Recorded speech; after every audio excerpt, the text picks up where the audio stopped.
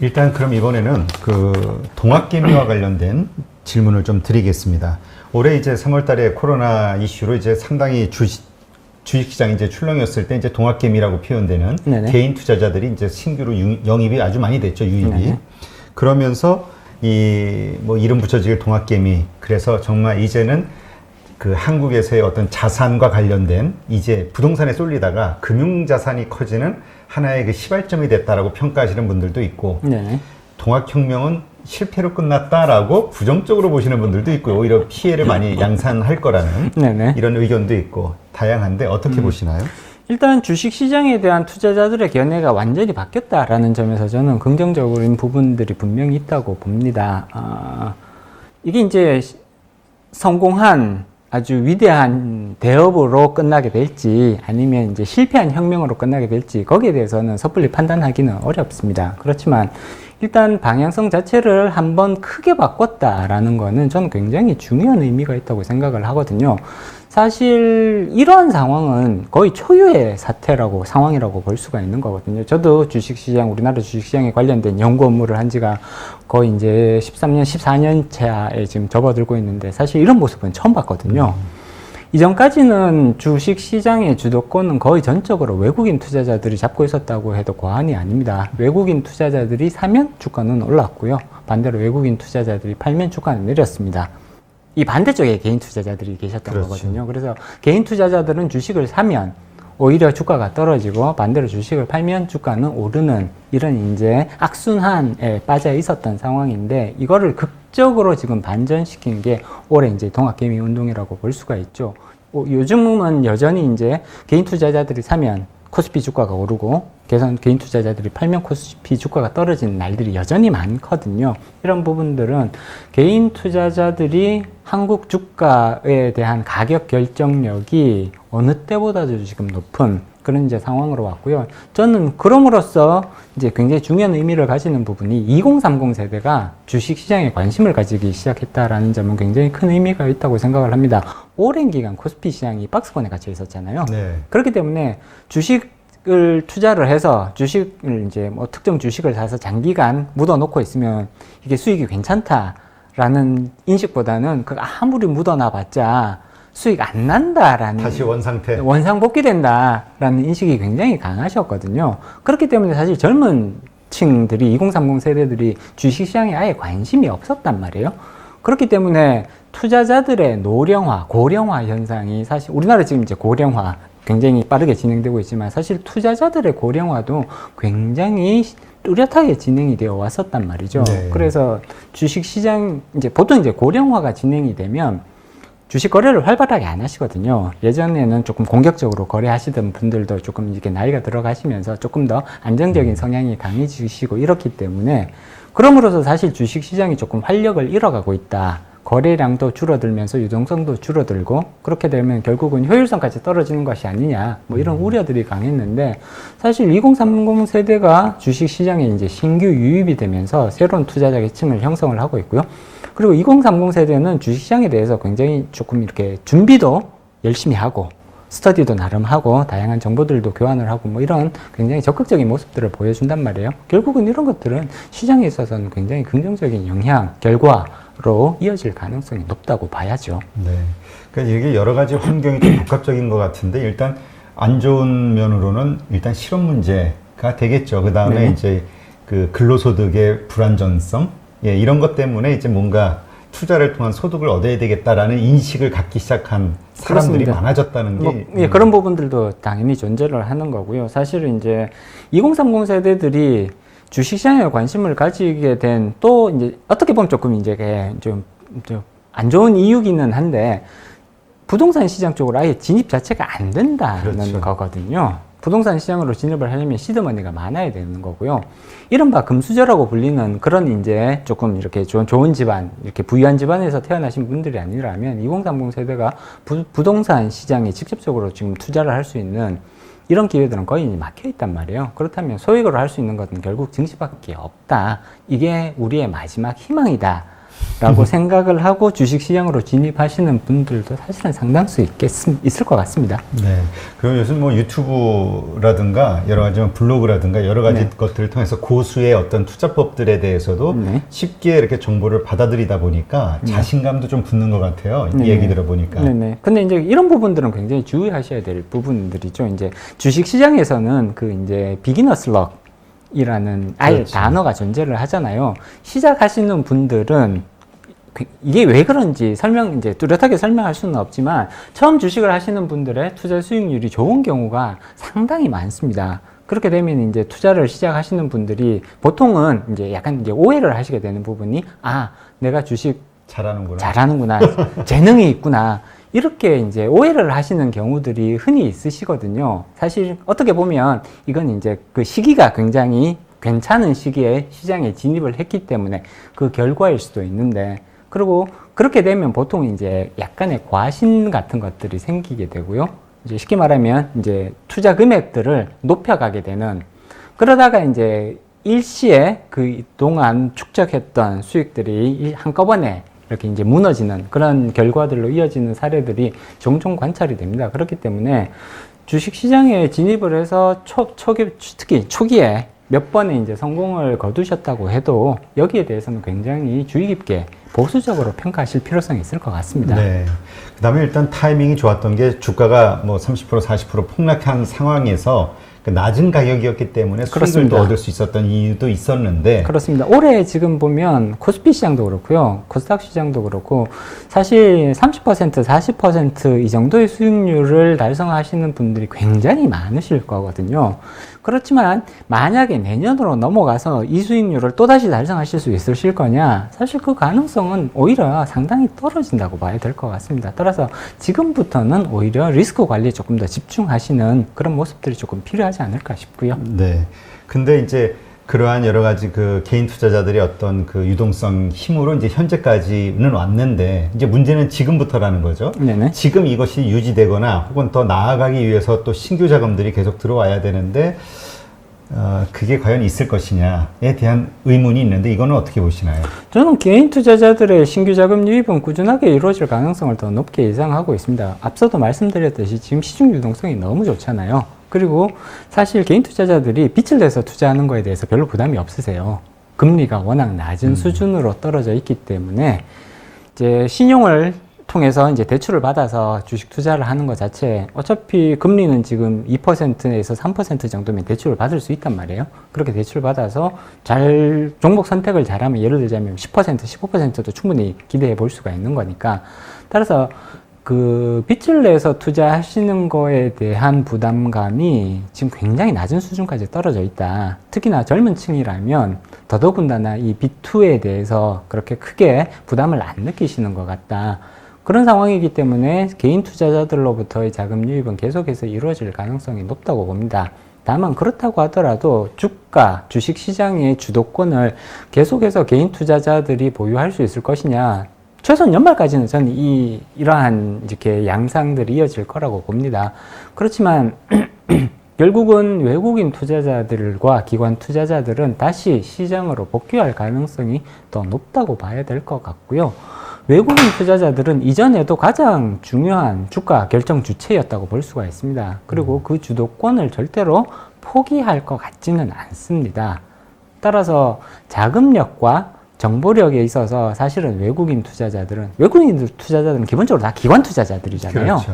그렇기 때문에 자금력과 정보력에 있어서는 사실은 개인 투자자들에 비해서 비교 우위에 있다고 평가를 해볼 수가 있는 것이고요. 따라서 그러한 풍부한 자금력과 그 다음에 리스크 관리 능력, 그 다음에 정보 분석 능력, 이런 것들을 바탕으로 해서 다시금 한국 시장에서의 주가 결정력을 되가져오려는 시도들을 앞으로는 특히 내년에 접어들면 더 강하게 할 가능성이 높다고 봅니다.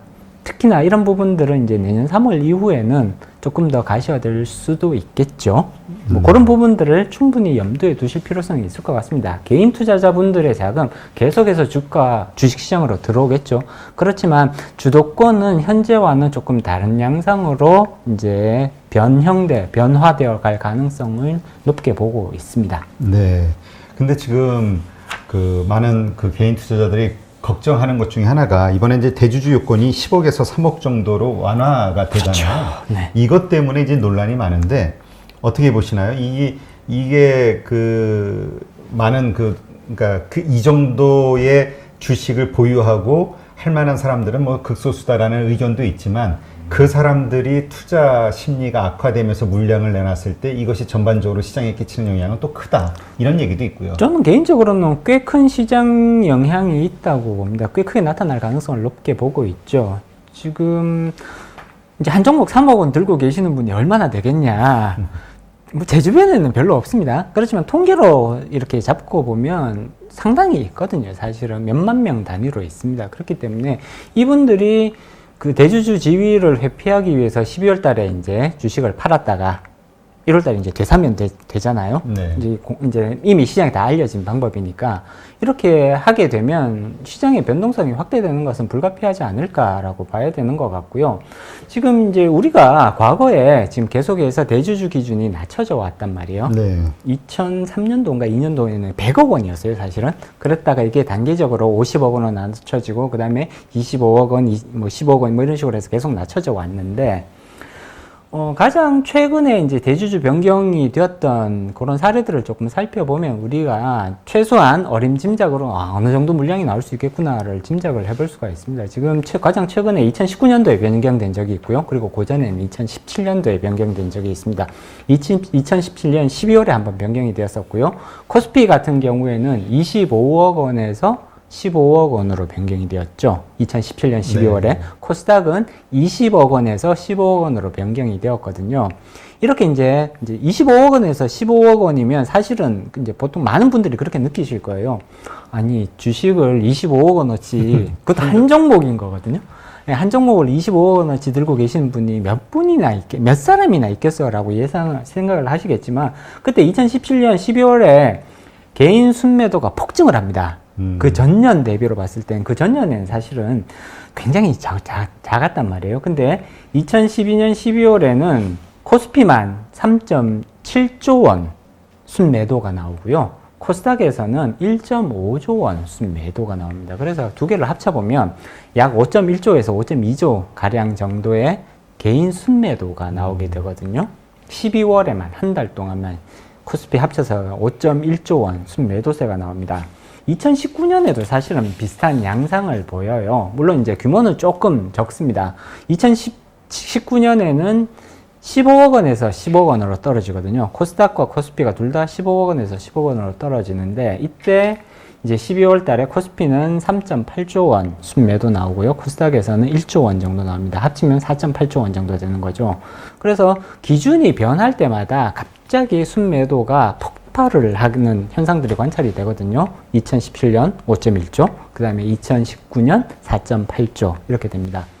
지금 이번에 10조에서 3조 원 떨어지는 거거든요. 이렇게 되면 아마 여기에 해당되는, 그러니까 대주주로 분류될 수 있는 투자자들이 아마 이전에 비해서는 훨씬 더 많을 걸로 보고 있는 거죠. 그렇죠. 네, 25억 원에서 15억 원 떨어졌을 때 적용받는 그 투자자의 숫자보다 10억 원에서 3억 원으로 떨어질 때 적용받는 투자자들의 숫자가 훨씬 더 많을 수밖에 없거든요. 그렇게 된다면 이 투자자들이 이 대주주 지위를 회피하기 위해서 10억 원에서 3억 원까지 떨어뜨려야 되는 거잖아요. 무려 7억 원에 해당하는 규모를 떨어뜨려야 되는 거기 때문에 실질적으로 아마 가장 12월 순매도세로는 거의 역대 최고치를 경신할 가능성을 높게 예상을 해야겠죠. 아무리 적게 잡아도 이게 2017년도에 5조 원이었단 말이에요. 네. 그렇기 때문에 아무리 적게 잡아도 저는 7, 8조 이상은 기본적으로 매도세가 나올 거라고 지금 예상을 하고 있고요.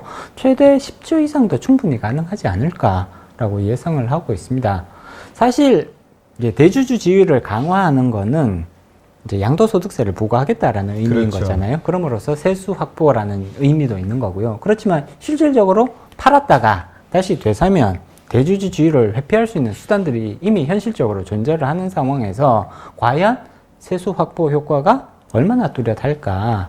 많은 투자자들이 나 대주주에 걸릴 것 같아. 그러면 좀 일시적으로 피해가자라는 뭐 이런 반응을 보일 가능성은 대단히 높다고 보는 거고요. 그렇기 때문에 실질적으로 세수 증가가 일어나기는 할 텐데 그 증가 효과가 그렇게 뚜렷하지는 않을 걸로 예상을 합니다. 그렇게 봤을 때는 사실 대주주 요건을 이렇게 강화하는 게 그렇게 실익이 있느냐라는 평가를 지울 수가 없고요. 그리고 어차피 2023년부터 전면 과세 하잖아요.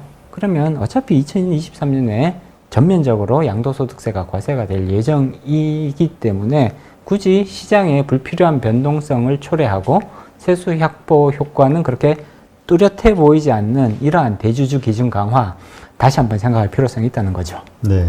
지금 뭐 그 가능성이 나오지 않나요? 조정을 하자 하는 이야기들이 뭐 정부 쪽, 기재부 쪽에 나오는 것 같은데. 기재부 쪽에서는 아직까지는 뚜렷하게 이제 그 기준을 유예하겠다라는 입장이 지금 발표되고 있지는 않은 것 같고요. 그리고 이제 대주주 기준과 관련해서 3억 원 기준뿐만 아니라 또 문제가 되는 게 이제 특수관계인까지 그렇죠. 합산하는 거잖아요. 전비소. 직계 전비소. 그래서 진짜로 이제 삼성전자, 예를 들어 삼성전자 주식 살 때 아버지나 할아버지한테 얼마나 들고 계세요? 이거 이제 여쭤보고 사야 되는 이런 이제 문제가 생긴단 말이에요. 그래서 사실 이렇게 특수관계인까지 대주주의 범위를 포함시키는 경우는 국제적인 그 이제 기준에 비춰봐도 사실 굉장히 유례가 없는 방식인 거거든요. 예를 들어 일본 같은 경우에도 대주주 기준이 있습니다, 당연히. 네. 그렇지만 인별 기준이거든요. 그렇죠. 당사자 기준. 당사자 기준으로만 봐서 대주주를 판단을 하는 거지, 이거를 이제 특수관계인까지 하는 경우는 사실상 거의 없다라고 볼 수가 있습니다. 따라서 이 부분에 대해서는 조금 이제 변화가 필요하다고 봐야 되는데, 기획재정부에서 요즘 이제 나오는 얘기들을 조금 이렇게 종합을 해보면 아마 특수관계인을 포함하는 이 부분에 있어서는 사실 이 부분은 행정적인 조세 행정과 관련된 어려움도 있거든요. 그렇죠. 예. 그 계산, 아니, 얼핏 생각해도 계산하기 되게 복잡할 것 같은데. 그 계산하기가 현실적으로 이게 가능하냐라는 얘기까지 나오고요. 더더군다나 이제 외국인들 이제 그럼 외국인들도 특수관계인까지 다 하는 거냐, 뭐 이런 이제 문제들도 생기는 거거든요. 그래서 특수관계인들까지 포함시키는 부분들은 아마 조금 긍정적으로 지금 변화 방향성이 검토되고 있는 걸로 보이고요. 다만 10억 원에서 3억 원으로 떨어진 거는 사실 이게 시행령이 이미 다 이제 확정이 되고 다 발표가 됐단 말이에요. 다 의결도 다 끝난 상태고, 그러면 이거를 유예시키기 위해서는 다시 또 그런 이제 의결 과정들을 다 거쳐야 되는 그런 이제 번거로움이 필요하긴 합니다. 그렇기 때문에 기획재정부에서도 이 부분에 대해서는 아직까지는 조금 더 이제 조금 뚜렷하게 유예를 하겠다는 지금 입장 발표를 못 하고 있는 것 같고요. 특수관계인 범위를 조정하는 뭐 이쪽 부분은 충분히 검토해 볼 수 있다라고 조금 더 이제 유연한 모습들을 보이고 있고요. 이거는 어디 저 공무원이 만든 거예요? 아니면 정치인 쪽에서 만든 거예요? 일단 세제 개편은 이제 그 세제 개편의 가장 중요한 주무 부서는 기획재정부죠. 세제실, 기획재정부 세제실입니다. 그래서 세제실에서 물론 다양한 전문가들의 의견을 수렴을 합니다. 보통 이제 TF 같은 것들을 이제 돌리고요. 거기서 나온 여러 가지 의견들을 종합을 해서 이제 기재부 세제실에서 최종적인 안을 만들고요. 그리고 그 안을 국회의 동의를 받아야 되는 부분이잖아요. 그래서 국회 동의는 받는 과정에서 그 안들이 이제 다시 또 국회의원들에 의해서 어느 정도 이제 첨삭이 가해지죠. 이런 과정들을 거쳐서 이제 소득세법이 개정이 됩니다. 네.